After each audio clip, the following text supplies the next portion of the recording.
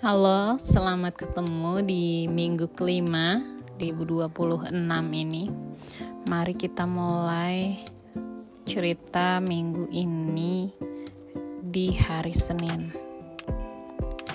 Aku melakukan refleksi apa yang membuatku merasa impostor syndrome selama ini di hari itu. Jadi kayak seharian itu aku banyak bermuhasabah diri. Aku menggali kira-kira apa aku punya trauma apa atau mindset apa yang selama ini tertanam di pikiranku. Gejalanya seperti ini. Aku tuh kadang merasa tidak atau kurang percaya diri dengan apa yang sudah ku capai atau ku lakukan. Padahal kalau dilihat-lihat lagi ke belakang, perjuanganku berat loh, dan hasil yang ku dapatkan itu nyata. Bukan yang aku dapat secara instan atau apa, dan itu sebenarnya sangat valid untuk dibanggakan. Tapi kadang aku kayak ada ngerepres perasaan bangga itu supaya jangan terlalu keluar gitu. Nah, aku pada hari Senin itu melakukan refleksi atas mindset yang tertanam di otakku selama ini. Apa yang kira-kira membuat dia bertahan di pikiranku seperti itu, dan apa yang kira-kira bisa membuatnya hilang atau membuatnya jadi lebih baik sehingga pertumbuhan diriku juga menjadi lebih baik dan positif ke depannya. Sungguh refleksi yang sangat mendalam.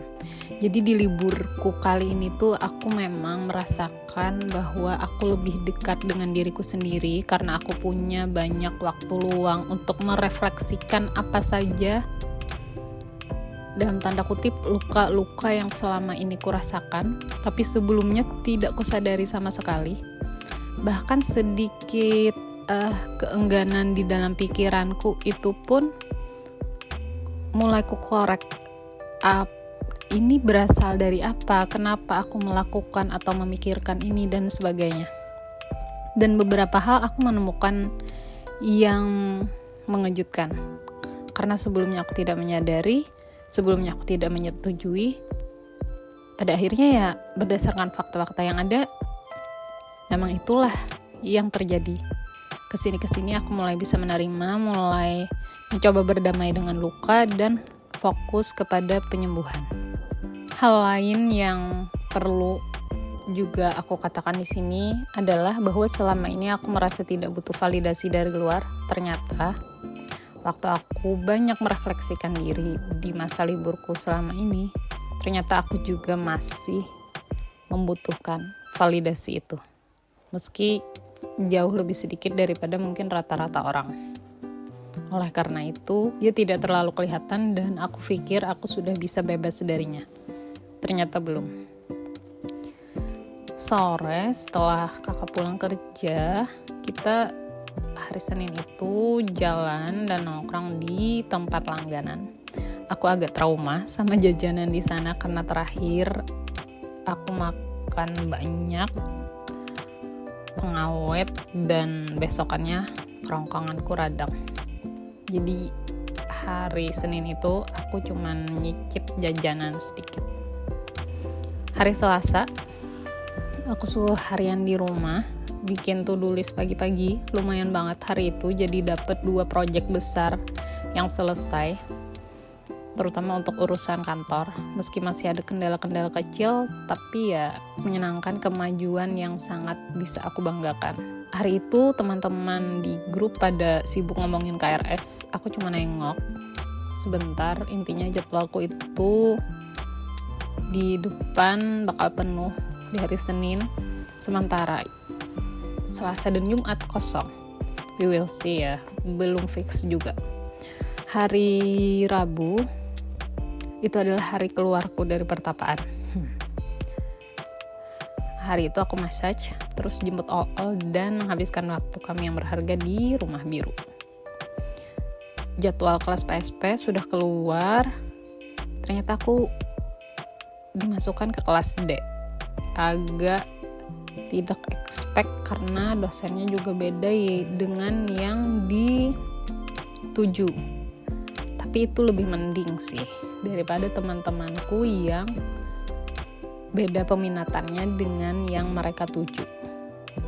Itu mungkin karena draft tesis mereka nggak sinkron sama peminatan yang dipilih. Malamnya itu aku ada gladi untuk acara Zoom besok dan sempat nonton CTLBT episode 11 gemes.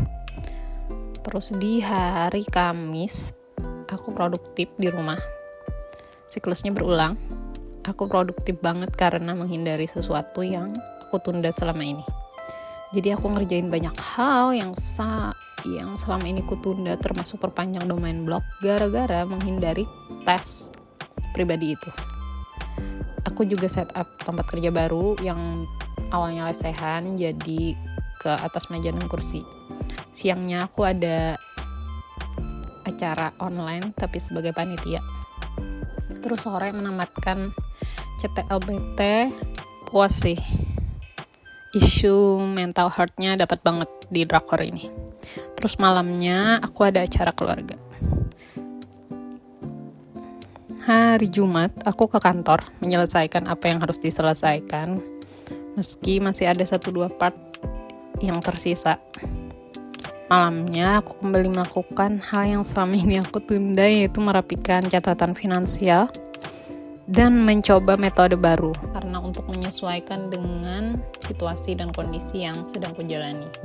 Terus malam itu juga aku banyak berkontemplasi tentang masih luka-luka kecil yang baru aku sadari karena kebetulan aku juga sendirian dan kakak ada kesibukan. Di hari Sabtu aku terbangun dan sadar kalau liburanku itu sisa 1 minggu lagi. Pagi kami jalan kaki dengan rute baru, alhamdulillah bisa dapat hampir 6K. Terus kami santai di rumah sampai malam.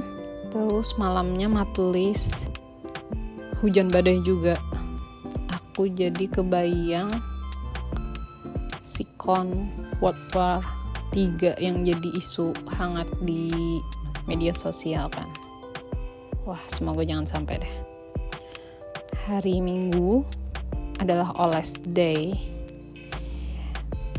Pagi kami sempatkan untuk jalan kaki lagi, kali ini di dekat rumah aja. Aku push harian di rumah, hari itu kemudian bersama keluarga.